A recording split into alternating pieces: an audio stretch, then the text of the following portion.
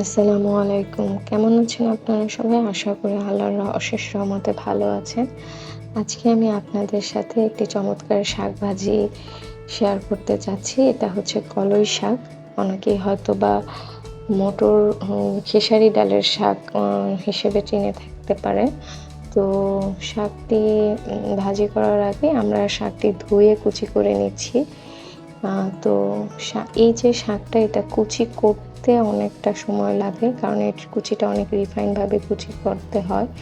তো এই এই যে কুচি করাটা, এই বিষয়টাই একটা আর্ট। মানে এরকম রিফাইন কুচি করলেই আসলে শাকটা খেতে মজা লাগে। অনেক শাক আছে আমরা কম কুচি করে খাই, হাফ কুচি করে খাই, বাট এই শাকটা একদম রিফাইন কুচি করতে হয়। তো এই শাকটা এভাবে কুচি করে বলেই হয়তোবা অনেক ভালো লাগে। আমি অন্যভাবে এই শাকের প্রসেসটা খাইনি, তবে এভাবে খেয়েছি। তো আমার কাছে এটাই সবচেয়ে বেশি ভালো লাগে। তো এই শাক কুচিটা আসলে আমার কাছে লাগে একটা আর্টের পর্যায়ে। যে যত রিফাইনভাবে করতে পারবে সেটা আরও বেশি মনে হয় মজা হবে।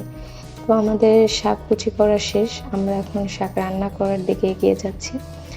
তো যেহেতু আমরা শাকটা আসলে মূলত রান্না করব মাটির চুলায়। মাটির চুলায় নাকি টেস্ট বেশি আসে। আসলে আমি এটা আলাদাভাবে বলতে পারি না, আসলে বুঝতে পারি না যে মাটির চুলায়, গ্যাসের চুলায় বা ইলেকট্রিক চুলায় রান্নাটা ভালো হয় কিনা। আমি আসলে খাওয়াটা এনজয় করি। রান্না কোথায় হলো সেটা আমার কাছে ম্যাটার করে না।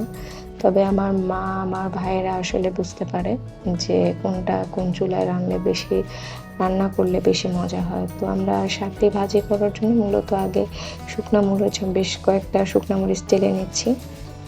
তো শুকনো মরিচ ডালা শেষ।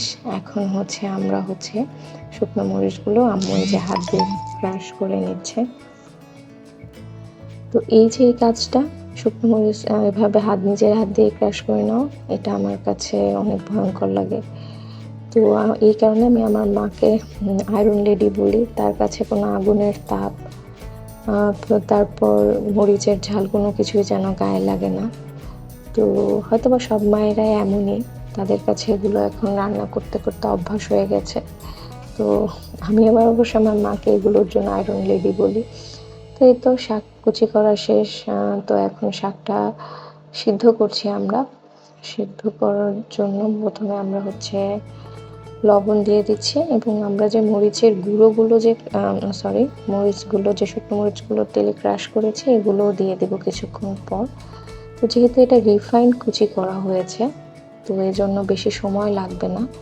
আর শাকটা গিয়ে যদি না ঢেকে রান্না করা হয়, তাহলে এই যে শাকের যে সবুজ কালারটা, এটা অনেকটা অবশিষ্টই থাকে, বা শাকের সবুজ কালারটা থেকে যায়।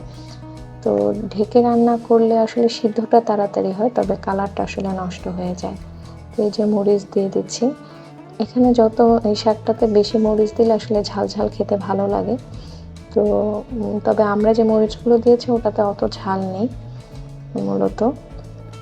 তবে আমার জন্যই ঝালটা কম দেওয়া হয়েছে। আমার মা আসলে শাক ভাজির পরে আসলে এক্সট্রা মরিচ নিয়ে খায় শাকটা আসলে খাওয়ার জন্য, ভাজিটা খাওয়ার জন্য। তার অবশ্য অনেক ঝাল প্রয়োজন। এই তো তো আমরা আসলে, আপনারা হয়তোবা দেখতে পাচ্ছেন সিঁড়ি। আসলে আমাদের এই যে রান্নার যে চুলাটা, এটা আসলে মাটির চুলা যেহেতু, আর শহরে অবশ্য সব চুলা রাখাটা একটু ফ্ল্যাট বাড়িতে কষ্ট হয়, এই জন্য আমরা সিঁড়ির ঘরে রেখেছি। যখন আমাদের আসলে রান্নার উপর ডিপেন্ড করে, আমরা যখন যেখানে প্রয়োজন বা যে আইটেমটা আমরা রান্না করি, আসলে সেই আইটেমের উপর আসলে ডিপেন্ড করে যে ওই রান্নাটা কোথায় করলে বেশি মজা হবে। আর সময়ও একটা ব্যাপার থাকে। তো আজ আমাদের সময় ছিল, এই জন্য মা মাটির চুলায় রান্না করছে। তো এই তো শাক সিদ্ধ করা শেষ। এখন বাগার দেওয়া শুরু। বাগারের জন্য আমরা সরিষার তেল দিয়ে দিয়েছি, এবং সাথে পেঁয়াজ কুচি এবং রসুন কুচি দিয়ে দিতে হবে। এটা একদম কমনই, প্রায় সব শাকই মূলত ভাজি করাতে পেঁয়াজ আর রসুন কুচি দেয়, এটাও তেমন ভিন্ন নয়। তো এটা একটু বেশি দিয়ে আমরা একটু হালকা কড়া করে ভেজে নেবে। তো এই শাক ভাজিটা আপনারা খান কিনা, আপনাদের খাওয়া হয়েছে কিনা এর আগে, বা আপনাদের আপনাদের দেশে এটা কি নামে পরিচিত, এটা অবশ্যই আমাদেরকে কমেন্ট করে জানাবেন। আশা করি, আর যদি আপনাদের ভালো লেগে থাকে শাক ভাজিটা, তাহলে অবশ্যই রেসিপিটা ট্রাই করবেন। তো এই তো শাক দিয়ে দেওয়া হলো, এখন কিছুক্ষণ নেড়ে চেড়ে আমরা শাকটা তুলে ফেলবো।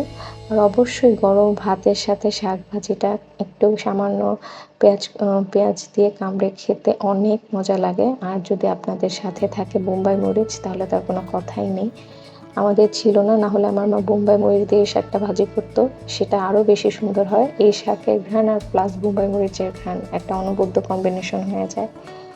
তো এই তো শেষ হয়ে যাচ্ছে, আমরা আর কিছুক্ষণ পর উঠিয়ে ফেলবো। তো আজ এই পর্যন্তই, আশা করি সবাই ভালো থাকবেন। Thanks for watching. আল্লাহ হাফেজ।